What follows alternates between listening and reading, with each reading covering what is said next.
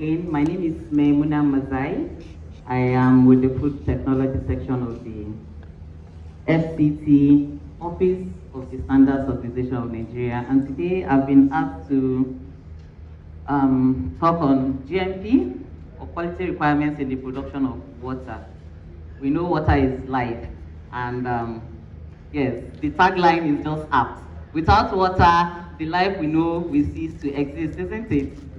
There's nobody, you can do without food, but you cannot do without water. I think scientifically, record shows that you can survive for 3 days without food, or you can survive for 7 days without food, but you can't survive more than 3 days without water. And access to clean, safe water is one of the Vision 20. We are always, well, it's a global, thank you very much. It's a global issue that is always coming up in any global meeting on life and quality of life. So today, in the manufacturing of water, which majority of us here are, we're all manufacturers of water in one form or the other, we can say there are three main areas that you categorize all your actions into. Whatever actions you're taking to achieve the final product, which is your branded water that the consumer is going to buy, from sourcing your raw materials to the production process to the finished product process to transporting to marketing, everything quality-wise can be categorized under three main headings, which is what? The good manufacturing practice, your good hygiene practice, and then your good safety practice. So when you're thinking of your business or your manufacturing process, you think, this thing I'm about to do or this step I'm about to take, is it under good manufacturing practice? Is it under good hygiene practice? Or is it under good safety practice, right? Now, good manufacturing practice is the widest of all the categorization, because basically we are all manufacturing companies. So imbibing good manufacturing practice is essential to achieving a quality product at the end of the day. Now, good manufacturing practice encompasses everything or action you take or implement with the end goal of having an effective and efficient process. Minimal loss, minimal downtime, maximum output, sustainable and duplicatable process. Duplicatable process. When you have a good GMP in place, soldier can go, soldier can come, your quality will not come down. So duplicatable, you've simplified your process and established actions that anybody, you can take anybody and put into the system, and the person can duplicate your quality requirement actions immediately. So you stop having issues of when, oh, my former manager, and then things goes to ground zero, you start to you start stopping to bring it up to your standard again, okay? Now, here you want to look at, first things first, my raw materials. And these are some of the questions you ask yourself. My raw materials, where am I sourcing them from? This person I'm sourcing my raw material from, is he qualified to give me raw materials? Because there are a lot of people that produce substandard products. So you want to be sure what qualifies this person to be producing this raw material. Does this person have the requisite knowledge? Does he even understand what requirements I require from this raw material? Do you understand my point? You need to do your due diligence. Don't say, oh, somebody is selling and I go to buy. No. You have your intended output. You have your intended outcome. Is this person qualified to produce something that will give you that intended outcome, right? Will the raw materials give me my intended output? So if I'm going to buy raw materials as a water manufacturer, right? I'm looking at what's my intended output? Anybody? I like interactive talks. What is my intended output? Have a quality. A quality product that is not leaking, that does not allow for contamination, right? That maintains the integrity of my water right? It's not that after I've produced to a quality, 2 days later, the quality parameters has changed, isn't it? That's my intended tool. So this raw material I'm getting, is it going to help me meet my intended output? Because if it doesn't, at the end of the day, what's the point of getting it? Do you understand? Are the raw materials tested and have met requirements? Just because it is a packaging material doesn't mean it is safe to use in packaging food. Are we clear on that? Just because it's a packaging material doesn't mean it is safe to package food. So, these raw materials that I'm buying, has it been tested? Does it qualify as food grade? Can it give me what I... Do you understand? You need to ask these questions. You, the manufacturer, are you testing this product according to the standard for this particular raw material, right? Have you tested the product? So you need to ask these questions. Because it's not just by putting materials together and then bringing out a final product. Is he doing his own due diligence as well, right? How does it get to my place? What's the mode of transportation? Is the mode of transportation such that limits contamination, or is the mode of transportation such that it exposes the raw materials contamination? If, for example, I'm buying something from someone and the person transports it to my place with other items, maybe he bought this room in his truck. He bought yams. He bought, in this terms, thank you very much. Isaiah, he bought disinfectants, and then he put my products in the same van to transport to me. There's already compromise happening. So how is this product being transported to me? How am I storing them? Am I storing them with other items that can cause potential contamination to the product? Am I meeting storage specifications of the manufacturer of the raw material itself? Because every product has a storage requirement. So am I meeting storage requirements? These are all issues that you need to think about when it comes to GMP as it relates to raw materials, right? Now, you also have to also think, is it that everybody has access to the raw materials? Is it a controlled area? If it's a controlled area, who is in charge? The person that is in charge, does he understand what I require of him as regards this process in this place? Do you understand? Are we together, please? Move on. Next, you're looking at what? My machine or my factory. They come together. So, am I using the right machines for the product? That's something you have to think of. It's not just going to get, this is a water packaging machine. Then when it comes to your factory and it's been installed, you find out that it's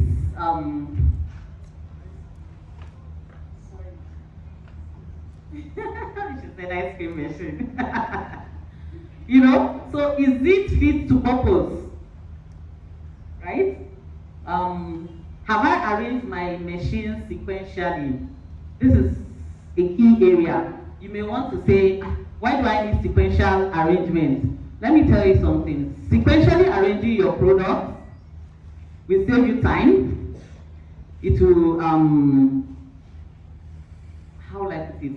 You have less accidents or less workplace incidents because, if my process is, I treat my water, how is my water coming? It enters the raw water tank, then it enters the industrial filters, then, the ozone. Now imagine I put industrial filters, then I put raw water, then I put RO, everything is just haphazard, right? There's no, even you spend more because the routing of all your pipes, it becomes longer. You actually need more to connect the different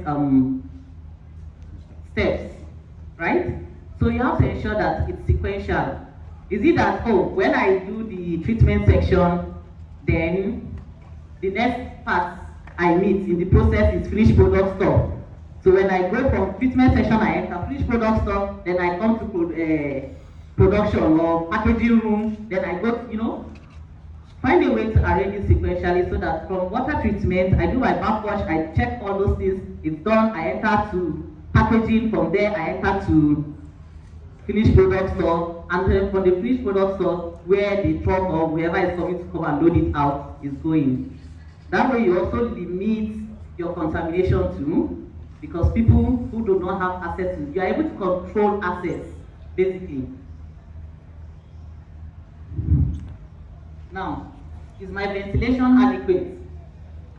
Remember, if your factory is hot, what's happening? People will be sweating on the finished products. From there, contamination has set in. Is my ventilation adequate? Is my lighting adequate? Because if it's not well lighted, you have machines, there are a lot of things that can cause sleet, obstacles. If you cannot see where you're going to or what it is you're doing, it's very easy for you to miss the things. Thank you, accidents, right? Are the machines functional? Now, if they are functional, are they efficient? You know those are two different things, right? Do we know? Yes. Machines can be functional, but they are not efficient. What do we mean by efficiency? When you buy your machines, they tell you the capacity, right?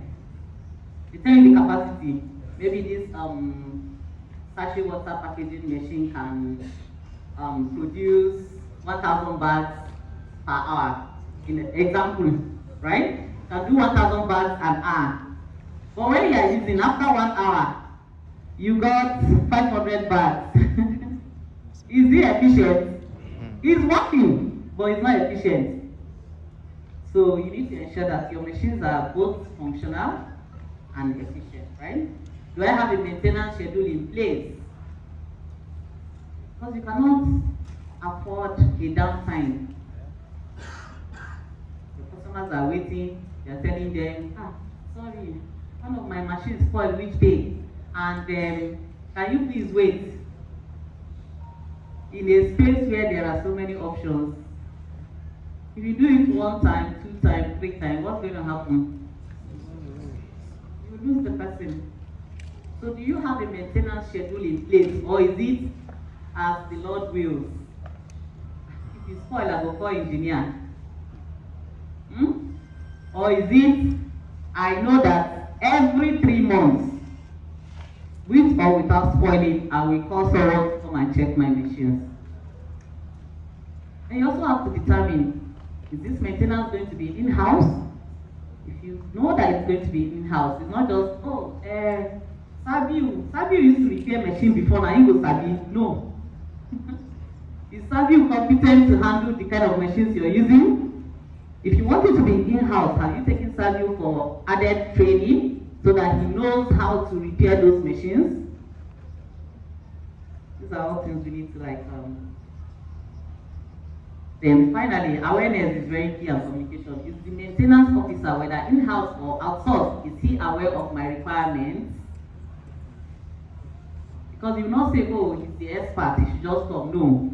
What do I require from him?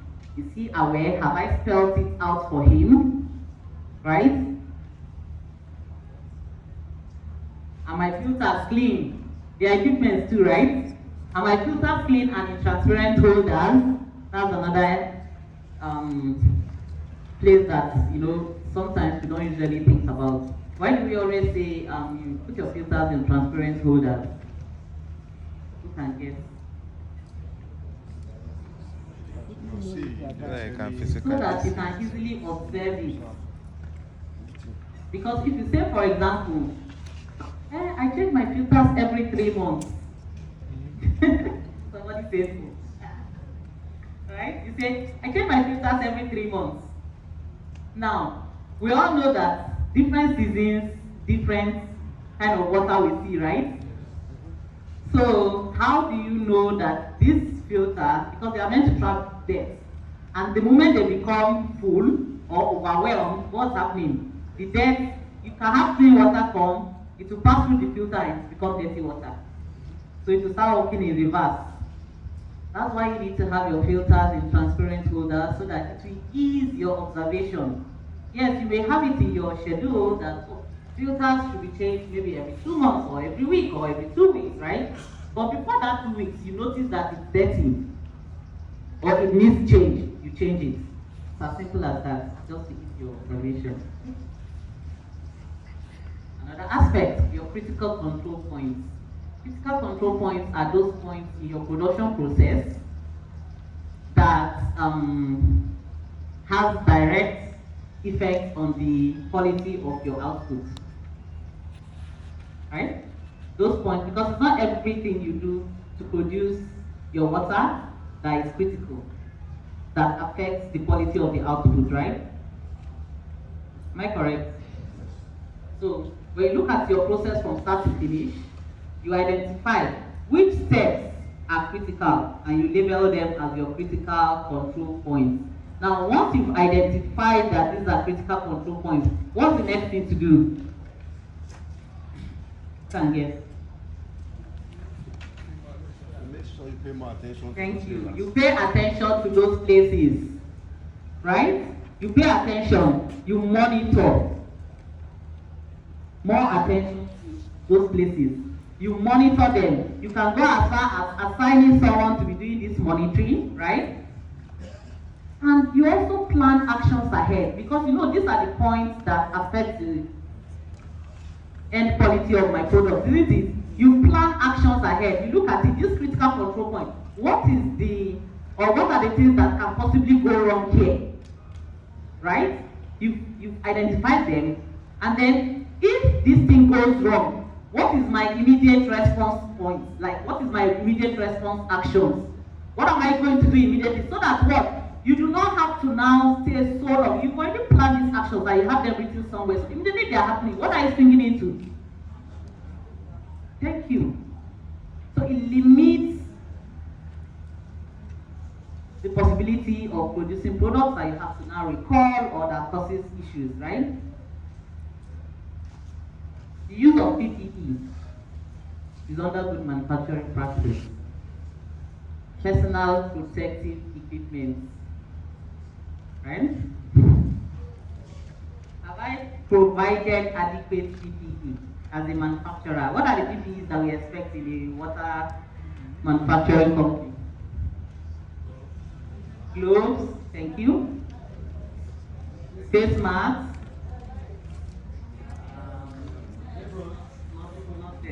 Aprons, hairnets, what else? Shoes, thank you. These are all PPEs, personal protective equipment. And it's not just to protect the person wearing them, right? It's also affecting the quality of your end product, right? So have I provided adequate PPEs? If I've provided adequate PPEs, are they in use? Because I've been to factories where when you go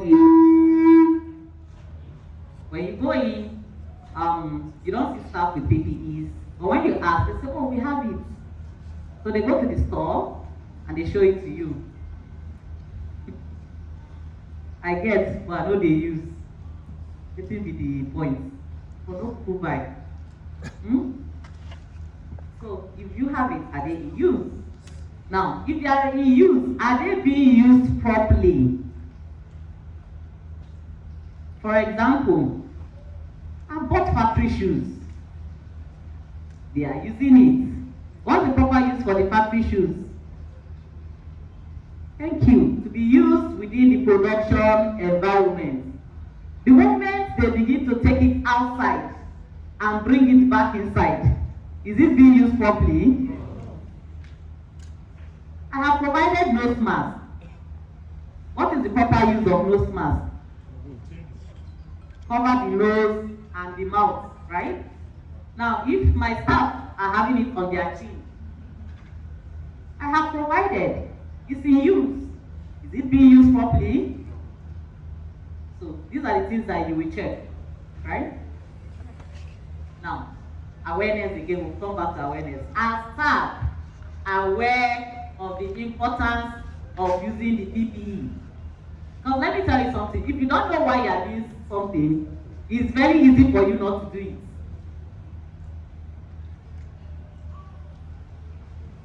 Do you understand? Are we together? So, people must know why I am telling you to do certain things. I cannot say we've said it once. You must keep saying it. You must have a routine of reminders. That's why sometimes we say, paste it.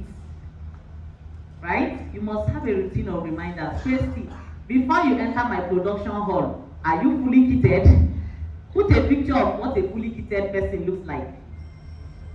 So that the person is always seeing visual cues, right? Now we move on to SOPs. Do I have SOPs? Standard operating procedures. Have I drafted my SOPs? If I have drafted it, is it documented? Is it verified and approved?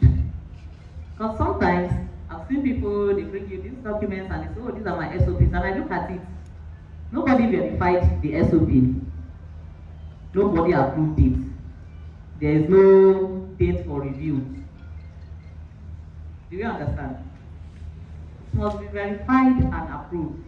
Verified means that I've taken this SOP that I've drafted and I've looked into my system or my process and seen that it is fit to requirements, right? Where it's not fit to requirements, I make adjustments. Approved is for the Oga Patapata. I have attested that these people have done due diligence on this document, and as of today, I have approved that this is the operating procedures that we are going to be using in this factory. It becomes a law. Every factory is like a government, right? There is the president, and there is the key personnel and all that. So it becomes a law. Anybody that now does in contrast to that SOP, committing a crime, according to the government of my factory. Right? Now, we are back to awareness again.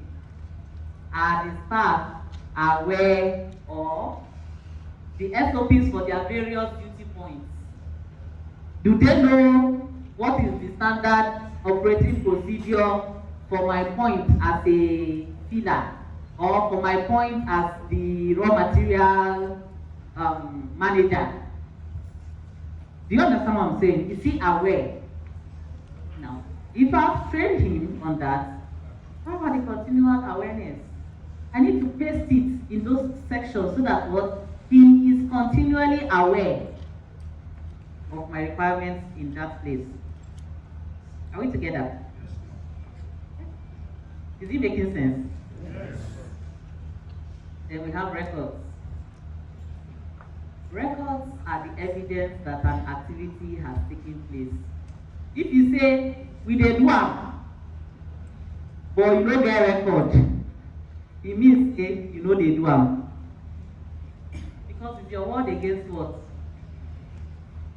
Do you understand? Do you understand, please? Records are the evidence that an activity has taken place. Do I have unnecessary records, such as what? My quality check records? Because in the long run, that's what we are here for, to produce quality products. So do I have my quality check records? Both external and internal. Do I have my food handler test? Do I have my machine maintenance record? Do I have my consumer feedback record? Do I have my cleaning record? Do I have my SOPs? Do I have my fumigation? Do I have my regulatory correspondence? I want to talk more on regulatory correspondence. I think for many of us, I'll say we have a pass mark with records, but when it comes to regulatory correspondence, not many of us have a pass mark with that. Remember, we said records are the evidence that an activity has taken place. If, for example, someone walks into your factory today and asks you, do you have MANCAP or do you have SOL certification? And you say, oh, either yes or no, And then they say, have you started the process? You will say, yes, right? Maybe, for those that we have been visiting. So they ask you, where's your evidence? What are your evidence? Letter, notice of inspection, your feedback letter, possibly maybe demand notes that you paid for. Those are your records. Regulatory correspondence. Anytime any government official writes to you, right, or any regulators of your industry, you create a file for them.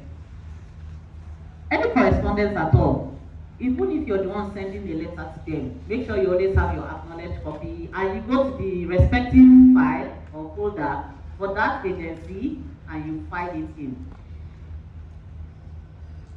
You understand? It's very easy to say for somebody to claim, oh, no. No.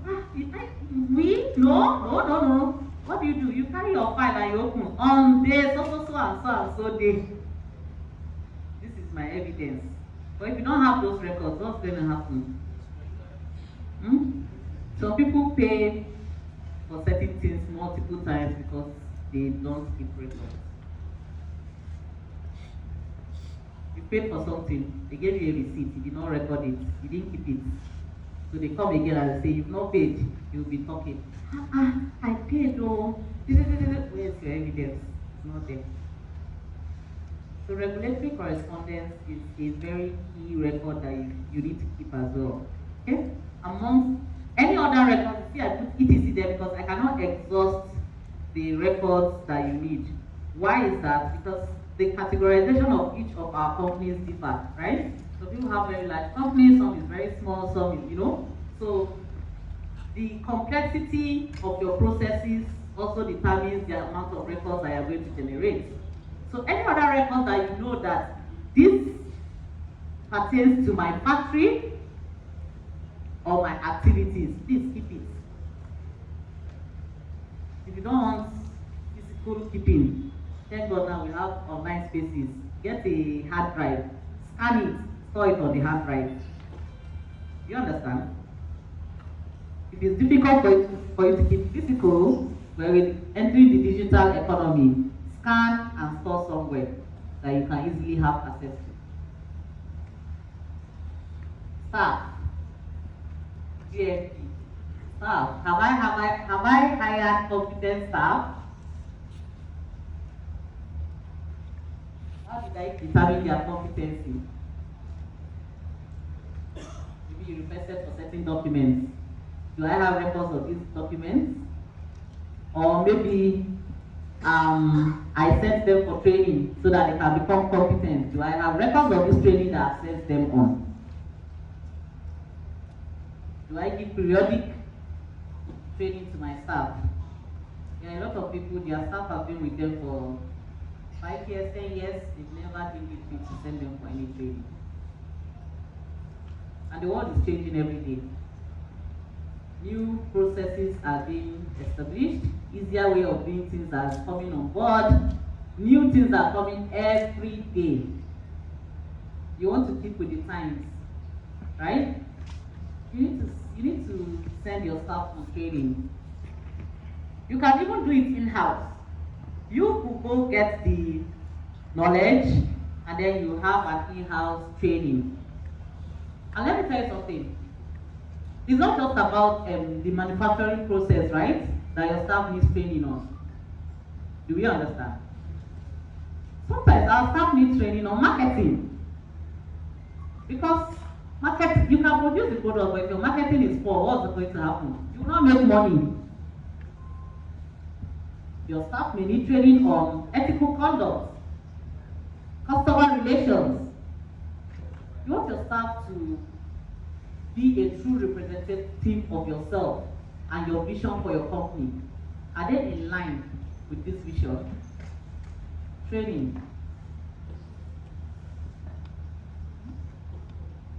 Do my staff have their clearly defined roles and responsibilities?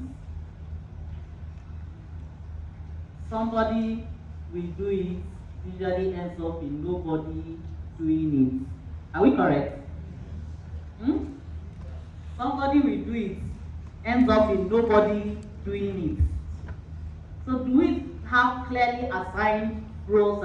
You are in charge of PPPs and ensuring everybody is fully kitted. You are in charge of cleaner, ensure that everywhere is properly clean. If I come any day and it's not properly clean, what's going to happen? Who will I hold? The person I have assigned the role to. You are in charge of. You are in charge of. Do you understand? So everybody has their clear roles and responsibilities. Storage, both for your raw materials and your finished products. Am I meeting storage requirements? In my storage room, is there ventilation? Is there adequate lighting? It's for my raw materials. I have my UV light there. Have I provided pellets or do I store on the floor? In my storage, do I store other items that are not relevant to my production in the storage that can cause possible contamination? I've entered stores where you will see old generator parts stored with water, motorcycle that is no longer functional is stored there, typewriter that has gone extinct is there. Am I not saying? These things are there gathering dust and in turn contaminating our products. So you have to look at it. My storage, is it as per requirements? Right? Am I practicing FIFO or FO? What's FIFO? First in, first out. What's FO? Sorry? No, FO. What's FO? FO is early expiry, first out. Early expiry, first out. FO. Because now, if you want to do FIFO, there are certain products that you may buy them after you bought an initial one, right? But they are going to expire before the initial one you bought. So it will be the first one to go out. Do you understand? So early expiry, first out. First in, first out. For products that do not have expiry dates, you do first in, first out. For those that have expiry dates, you do what? Early expiry, first out. So do I have it in practice? Now, how do you show you have it in practice? What's the evidence that you have it in practice? You can guess. My record. Okay? So then we keep records. Okay. If I have this is my storage room, right? I have products. Stacked like it's full. Is it possible for me to go and be checking each one to determine or to cross-check its record? You put a marking to show that this batch came in on so day or will expire on so day, so that I know that one goes out first, right? So putting mark cannot be effective if you do not also demarcate. Do you understand? If you don't demarcate, if you're coming in, they brought this batch today, but you've stored them, and they put the next one you put on top. Or you put by the side, there's no clear demarcation between what came in what batch and what came in the other batch. You find out that your FIFO or your FO is going to be not effective. So we are here at the quality checks. We talked about quality checks earlier, under records, right? Do I have my records of quality checks? And we said both internal and external. I'm so sorry, this place is really hot. A lot of people are fanning themselves. I don't know, we're in hot season right now. Sorry about that. So, when it comes to my quality checks, when you look at the standard for bottled and packaged water, we have different categorization of requirements. You have your physical and organoleptic checks, then you have your chemical checks, you have contaminants, you have microbiological, and so on and so forth, right? There are different categories. Now, it's not, a lot of the time, it's not very possible for you to be able to carry out all these checks in-house by yourself, right? But then, they are the ones that you can check, which is the first one, the physical or the organoleptic. It's expected that you should have simple test kits in place that you can use to check for those ones, right? Example, pH, temperature, thermometer, right?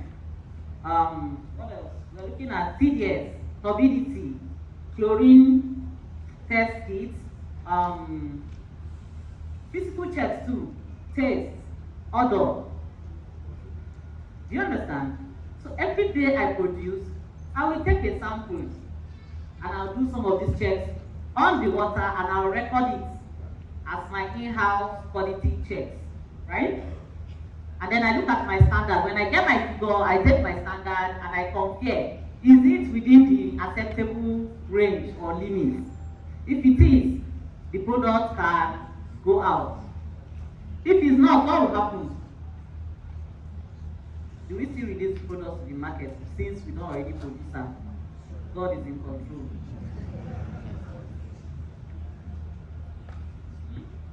So that's why it's important for you to what? Carry out your in-house quality checks every day or per production if you don't produce every day. Once I produce, I'm going to take a sample and I'll do my, at least at the minimum, let's do those ones, right? And then periodically, I take my sample to a qualified lab or an accredited lab and I do the comprehensive analysis. So that at every point in time, I will beat my chest and say, my customers are getting the best within the requirements of the NIS 977-2017, which is the standard for bottled and packaged water. Do you understand? Hello, my people. Sorry, I'm so far from you people. Looks like we are not in the same room. Why are you following me? Yes. Thank you. Okay? So I've said it. Beyond in-house tests, have I carried out a comprehensive analysis of my products according to the requirements of the standard? And we have two standards, or three, that we need to be aware of. Standard for bottled and packaged water, NIS 977-2017. The Nigerian Standard for Drinking Water Quality, NIS 554-2015, and then also the standard for packaging materials too, because it affects all. So, is the packaging materials, have they met standard requirements? Are they leaching contaminants into my products? Are finished suffering to produce good products? Packaging or spoiler.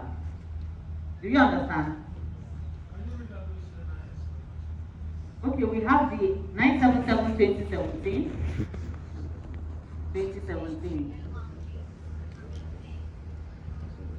And then we have the 554-2015.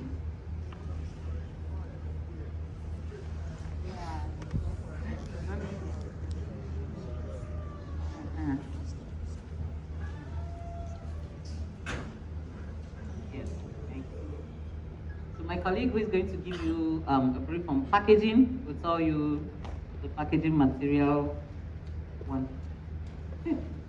So, sorry ma'am. The third one, sorry, that's under chemical technology. I don't have it offhand. My colleague will give it to you, please. So, we'll finish talking about good manufacturing practice. Remember we said every action you take can be broadly categorized into three main: your good manufacturing practice, your good hygiene practice, and then your good safety practice, right? Now, good hygiene practice. The goal of a good hygiene practice is what? Food safety. That's just it. Whatever it is I do under good hygiene practice, the end goal is what? Food safety. To provide a product that does not pose any health risk to the consumer or to the customer. So once I have this at the forefront of my mind, it becomes easier to plan actions, isn't it? Because my end goal is to produce a product that doesn't pose any health risk to the customer. Now, What am I thinking of when I look at this goal?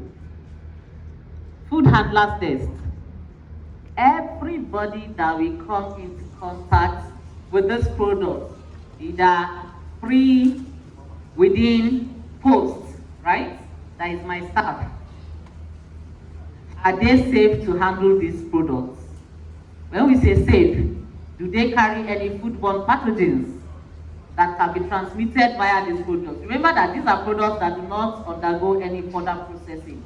When people buy water, do they say, oh, I've bought this water, make I go boil am? We buy and we drink immediately. So whatever contamination is there goes into the system. There's nothing, there's no other, what's the word I'm looking for? Thank you. There's nothing that will say, oh, there's this step that can likely remove this contamination. Go straight. So, food handlers test. How often should we do food handlers test?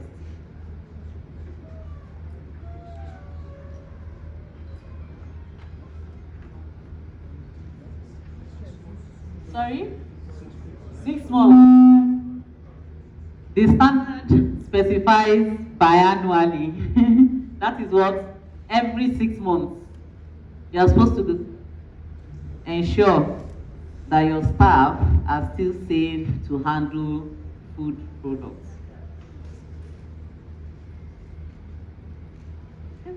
Clean environment. Clean is a very subjective term, yeah? Clean is very subjective. Are we in agreement? Because what's clean to you may be dirty to me. But at the same time, there's a general agreement on what clean is. If I come to your factory and I see a lot of cobwebs, I see a lot of dust, you know, people eat bread leather is on the floor, crumbs are, you know, or I come to your factory and it's smelling. We all agree that that is an unclean factory, right? Or I come to your factory and, you know, right in front of the production hall, there's this gutter that is an eyesore. Ew. According to my son. You know? So, cleanliness, even though it's subjective, still has a general term of acceptance. So you must have a clean environment. Availability and cleanliness of a cloakroom. Some of us were guilty of it not being available. Some is available, but it's not clean. While some of us is clean and is available. Please clap for those category of people. Help me clap for them. Those that are available and is clean. Clap for them again, please. See, your staff that are going to handle your products. Remember the cloakroom is like their parlor, let me put it that way. That's where they come to first. When they want to rest, that's where they go to, you know. So whatever is happening there, don't say, oh, it's the cloakroom, it has no effect on my process. That's not true. It has. If there are contaminants there, your staff will pick it and come and use it to contaminate your products. You cannot also say, oh, Shebi, they will just come for their house and come and enter factory and start working. You must provide this cloakroom. When they get in there, they take off the outside. Remember, we provided PPEs, right? So that's where they will put outside one with outside contaminants and take inside one that is clean to come work in the production environment. Now, I've provided the cloakroom, and it's an empty room. Yeah, the ground is clean. Does it help our cause? No. Because you must provide where these people are going to store their personal effects and take company effects and come out and do the work, right? If they need to rest, maybe in between shifts, you must provide at least something they can sit on. Because, again,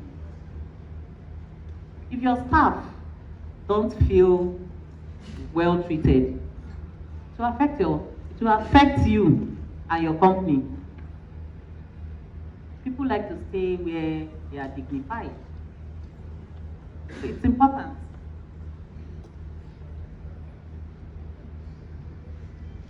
Sanitation points at the entrance to the factory. This is one area. You must provide somewhere that they can wash their hands before they even step into the factory. And in fact, sanitation point is not only hand washing. Foot dip is also important because the feet go everywhere. Provide a foot dip with the sterilizing liquid or something. So as they come in, they dip their feet or their whatever into it, right? If they don't want to dip their shoe, they can remove the shoe, hold it in the hand, dip their leg, let their leg be sterilized, then they walk barefoot into the factory, into the cloakroom. Okay, say, See, trust me, some of these things, they look like, oh, this is so much. But it's when you actually start implementing that you find that it's not as much as you're thinking it to be. I've seen people, their foot dip, they construct this with cement, just something like a bath, small at the top here. And then they just pour the water with some, not detergent, detergent is too distinct. Disinfectant, something like that, or even, no, not much, just small. The quantity to water ratio is not much, right? Something that is safe to use in a food environment too, right? So they just dip their feet and then they go in.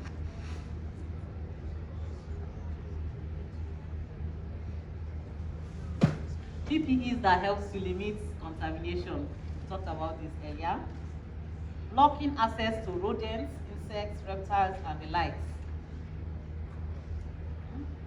Some of us, we have windows that are not netted, we have doors that are not netted, we have ceiling that is gaping open.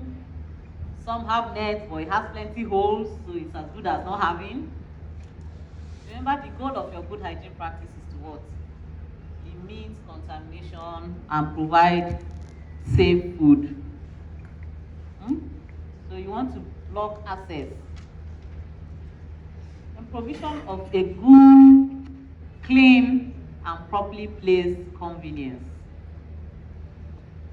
A good convenience, toilet, restroom, you need to provide it. Good one, it should be clean, and then it should be placed properly, proper placement. Don't have a convenience that opens directly into your production hall, or your toilet is next door to your store. Do you understand? So placement is also key. Now we move to good safety practice. The goal of good safety practice is to ensure reduction in accidents and emergencies. So whatever it is that is going to help you reduce accidents or the effects of accidents and emergencies is your good safety practice. So under this, what are we looking at? You're looking at your signages, adequacy of signages and their placement. For example, if a particular place is somewhere that is going to be having a lot of access to water, which can easily cause slippage, right? Make the place slippery. It's important that you put a sign, warning sign. Be careful, wet floor or slippery surface. So when people come, they know how to navigate those places, right? If somewhere is prone to being hot, like for some of us that have the bottled parts, right? You have your, what is it called? Your shrinkage side where you use heat, right? Signage, careful, hot surface, right? So that people don't come and rest on it thinking that, oh, I just want to rest. So adequacy of signages and your placement is very important. Okay? If there are areas that you can have mechanical accidents, there are a lot of moving parts, you need to put a sign there. Do not enter except you are a qualified, right? So that the person knows that, or where your transformer is, or where your generator is. Not everybody should go to that. Danger, electrical. So signages are very important. Fire extinguishers, are they available? Is it the right type? I've gone to factories where the fire extinguisher is the type we see inside our car.